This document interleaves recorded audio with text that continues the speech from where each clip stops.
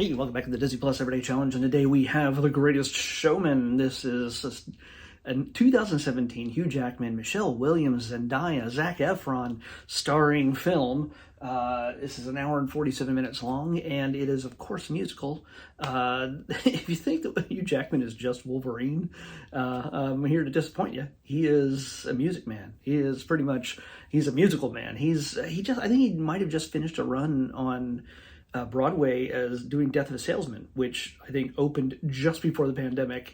They shut it down for like 2 years and then finally came back. And he was on Colbert recently talking about how many performances they did over the years. And yeah, it's kind of cool. And I'll see anything with Hugh Jackman in it. It's just, he's fantastic. So he is the lead. He's P.T. Barnum, who's a real person. But this is not the full real story of P.T. Barnum. No, this is a guy who is all about, he had something to prove. He grew up poor. He grew up being seen as lesser, and honestly, this is the rise and fall and rise ish of it is the story, the early years of P.T. Barnum's career. In the first 30 minutes, this is pretty much, you see him rise to fame. And this is only an hour and 43 minutes long, but it gets there through so many big, bombastic musical numbers.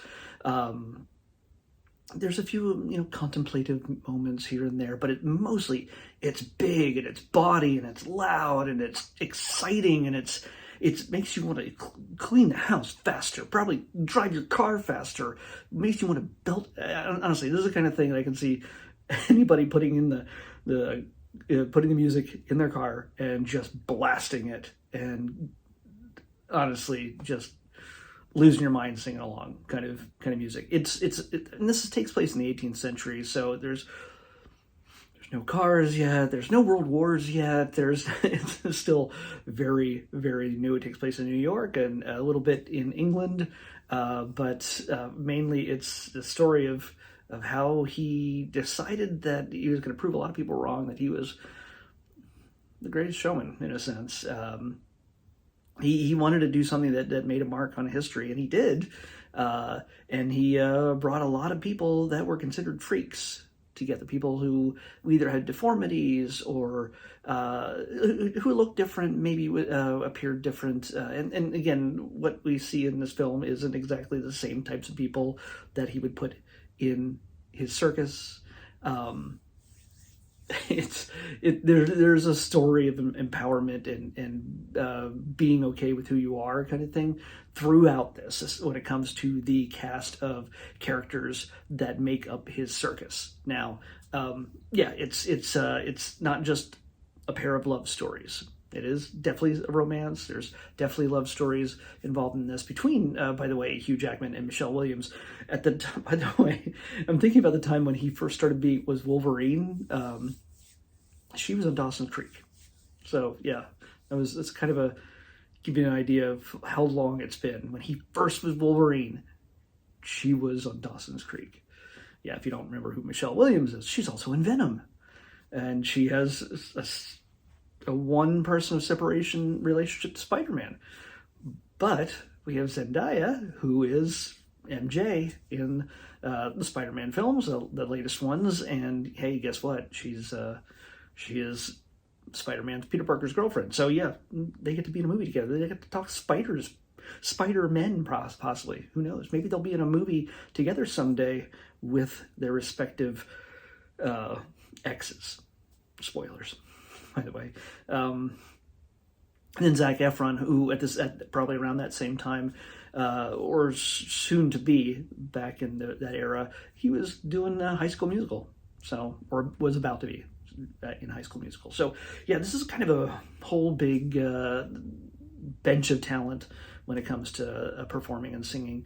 But again, don't take this as some sort of serious step-by-step, moment-by-moment documentary. There are certain liberties taken story-wise that are meant to move the story along. And of course, when it comes to the romance between Zac Efron and who plays Carlisle, and Zendaya, who plays Anne Wheeler. She's a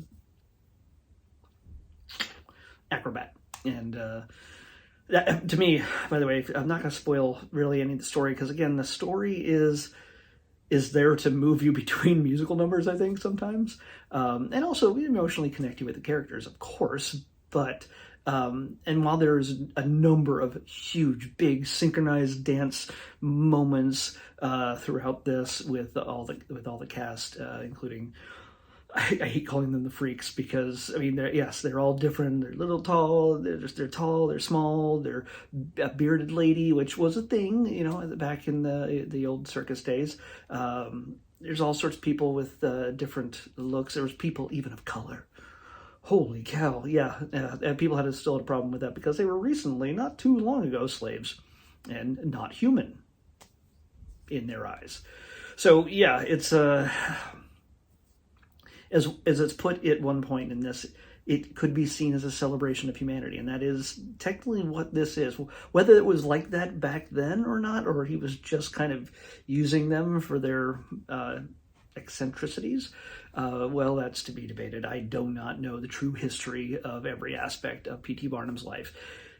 He's definitely a bit of an insecure man, at least in this film, and but he is, when he's got his mind set on something, he is bold, and he goes for it, and he takes risks, some risks that cost him a lot in the end. But it's there's a chance that throughout this he wants to move beyond doing the circus thing, because he feels like he's not being taken seriously, especially by critics. But he finds that it's there. He finds his family. He finds his heart of beyond his real family, his wife and 2 daughters. He finds that in this film. I don't know how it works. There's somebody out there going, "Oh, that's not how it works." No, I understand that. It's not how history is not depicted in this accurately. Trust me, I know this. I know that much. But in this, one of my favorite numbers, which I think I started saying a while ago and then just digressed, but there is the Zac Efron and Zendaya number. If you've seen the film, you know what I'm talking about. It is, to me, just astounding motion-wise. It is the superhero battle of musical duets, in a sense. There's not fighting, there's no punching, but there is movement of people and camera that are just defying gravity, and not in a fantasy way. Yes, I mean, there is gravity that but plays into all of this, because she's an acrobat and he's a man who's very much his feet on the ground. He comes from a wealthy family. He is seen as above her by his family, by the people in the circles he runs in, because he knows everybody. And to be seen with somebody of her low status, a mere acrobat in a freak show circus, well, that's forbidden. I don't even know if these few people really existed or not, but I'd like, once they come to terms with who they are to each other, it's a bit of a cat and mouse situation in how they interact, but it all comes together in the end, and how it just plays out. I don't even know the name of the song. I was watching this and going, ugh. I mean, again, I'm thinking, man, they should make this into a real stage musical. Did it come from a stage musical? If it did, I can't imagine that, especially that sequence. Let's just say there is no musical, which I didn't check if there really was adapted from one. I doubt it was, but I don't know. But if they just say, hey, let's take it to Broadway, like Hugh Jackman needs to be on Broadway more. No, he needs to be Wolverine also sometimes, but he will be soon. But and Zendaya needs to be back in MJ's role, and Zac Efron's going to be a superhero at some point somehow. But if they ever did make this into a musical, that sequence that I'm talking about between Zac Efron and Zendaya, I don't know how they would do it. how they would sing while doing it, because there's a ton of physicality to the scene, and it's not in the weird way you might be thinking. It is just, it is, it's constantly moving, and it's not just people just singing to each other. And yeah, okay, yeah, whittles down to that at the end when they become close, but building up to that, she uses everything in her means to pull her away from him, and ropes and pulleys and everything else. It's kind of fantastic. I really enjoyed it, and so I am the authority in all musicals, so you should trust me. But this is the kind of thing, yeah, I could watch this over and over and over again. This is popcorn, good, fun. Yes, there's some serious moments, but it's also has comedic moments. The meeting the Queen, for instance, yeah, that's kind of a nervous but fun moment. It's the way it's shot, the way it's put together, the way it's choreographed, and you really enjoy the freaks. You know, it's a badge of honor. It's not in this sense. It's not. I'm not saying this in a derogatory sense at all. So yeah, the freaks are freaking amazing. I gotta say that they are just astounding. So it's worth it. Yeah, I mean, again, it was one of those things that, like, when it comes to you know, the musical numbers and people are all dancing in synchronicity and just, you know, dancing and singing and doing everything else. You kind of also, when you do that, but like, so even if it's like a live stage performance, like it's a pop star or something, you get a lot of people who just look like clones of the same person. It's all just sort of duplicates of the main performer on stage, or something that's meant to offset the main performer, but they're all usually their background, they're duplicates, they're dressed the same, they look the same, they're the same size and color and everything else. In this, everybody's different. Everybody. And they all move together, and it's pretty freaking great. Speaking of which, by the way, I was talking about the music. This is not, it's not treated like, oh, it's the 1800s, so we got to do music that sounds like it's the 1800s. No, and maybe popify it. No, it is modern pop music, and that doesn't take me out of it at all. But it's modern musical type of music. So yeah, these I'm thinking I recognize some of the songs that could have been on the radio at some point. I don't know. I don't listen to pop music radio really. But I remember hearing these songs before, and they won awards. Yeah, didn't they win, like, they were best achievement in music? Yeah. Anyway, it's fantastic. I can't say any less. I enjoyed it, and so if I'd ever get to see this on the big screen, I never did. By the way, this is my first time seeing it. So yeah, I wanted to see it in theaters, but it's not. I don't know, I just didn't get around to doing it. So even though it came out like almost 6 years ago, like, okay, five and a half, but it's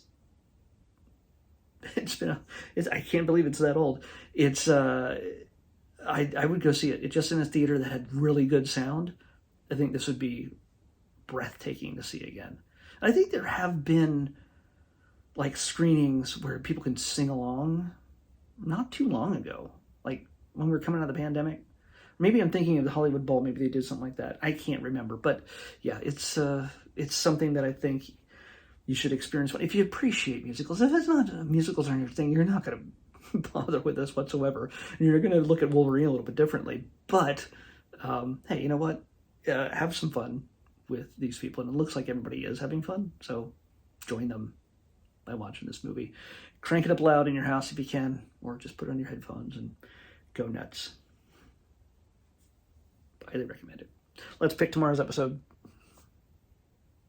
511. 511. That's toward the end of the list. 511. Oh, okay. It's a documentary. but it's not like your normal sharks and mummies kind of thing. It is, by the way, there's a lot of sharks and mummy stuff on National Geographic, on Disney Plus. Just saying. This is not it. I think this is very much in the spirit of Disney. I'm pretty sure this is an official Disney one, but we'll find out soon enough tomorrow when we watch The Story of Animated Drawing. Yeah, I mean, that seems like an obvious thing. That seems like, obviously, it's going to be, we're going to see what happened, how the Disney animators started it all. So, yeah. The Story of Animated Drawing on the next Disney Plus Everyday Challenge. I'll see you back here tomorrow with that.